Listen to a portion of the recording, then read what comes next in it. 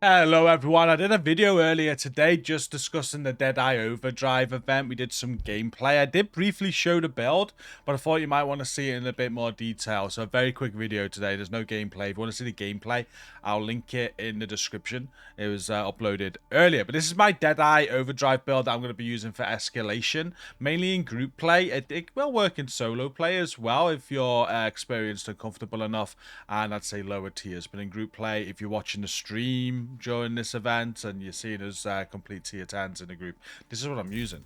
So you can change this a little bit, but it takes full advantage of the event. We'll have a look at the Deadeye events in a moment. But it's just a 4-piece striker. So we've got a, let me remove my cam so we can see this in full. There we go. So we've got a striker mask here. The striker mask, I have got weapon damage and crit damage on it. It is prototyped. The crit damage roll got prototyped, and I do want a better augment than that. That augment is not what I want.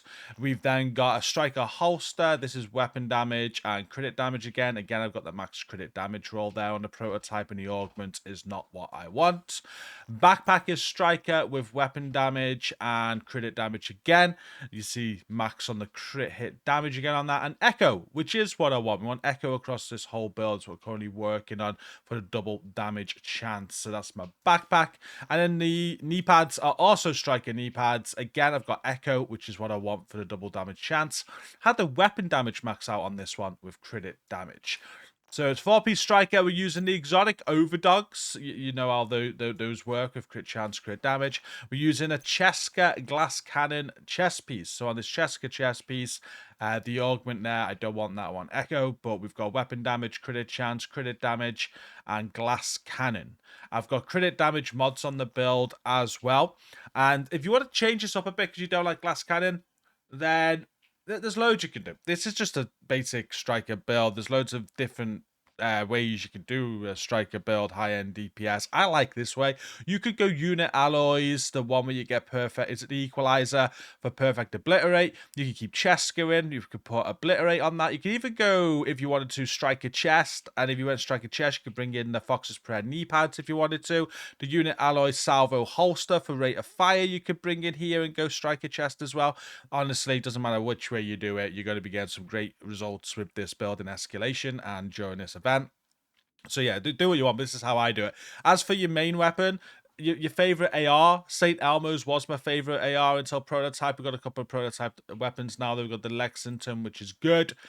So my Lexington here got max assault rifle damage, and I got killer on it. For the lower tiers on escalation, I'll probably be using this. However, on the higher tiers with how tanky the enemies are, I might use this in my during this event though. I might give it a go, but I've been using this carbine 7. I had this as a proto drop on one of the missions, and it dropped like this. It was god rolled, had optimal range. Obviously I want detox there, but with ranger on it. I've had this on ever since. It's got us through 11 different tier 10 missions now.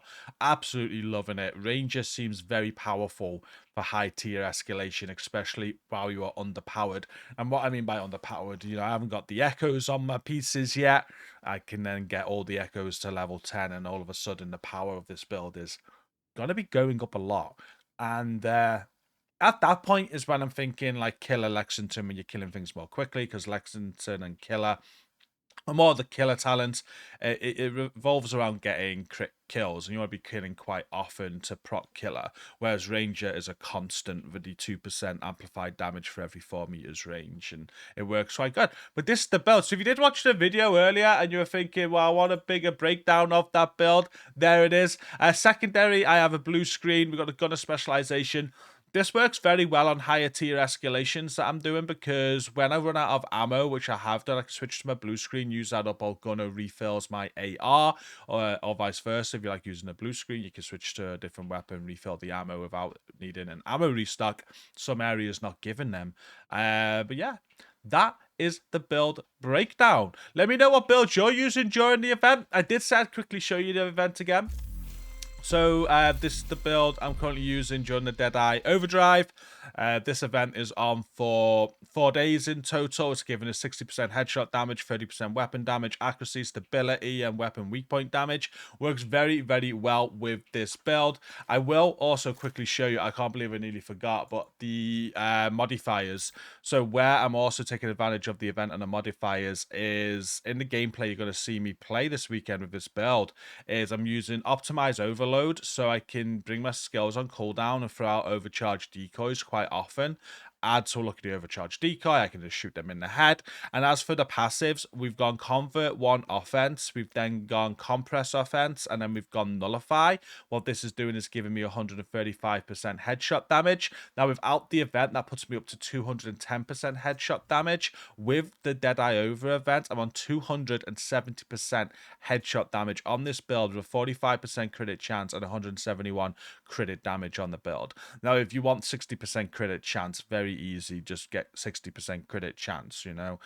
Roll one of the crit damage to crit chance if you want to follow this build, or take some of the crit damage mods off, throw crit chance mods on, do what you want. I'm quite happy with those numbers where they are though, and that's what the numbers look like. And you'll see I'm getting on a double damage chance right now, 3.4%. When I get this build finished, whenever that is, it's going to be 18%, and that's what I'm talking about. It's missing a lot of power, because 18% double damage chance on this build is going to be absolutely ridiculous. Cannot wait for that. But yeah, this is the build I'm using right now. That is a breakdown. So if you did watch the video earlier and you were wondering, where's the build breakdown? There it is. Hope it's helpful. Again, comment down below the builds you're using during this Deadeye Overdrive event and what activities you're doing. We're having a ton of fun of it. Don't forget to like the video, subscribe if you're new here, and until next time, take care.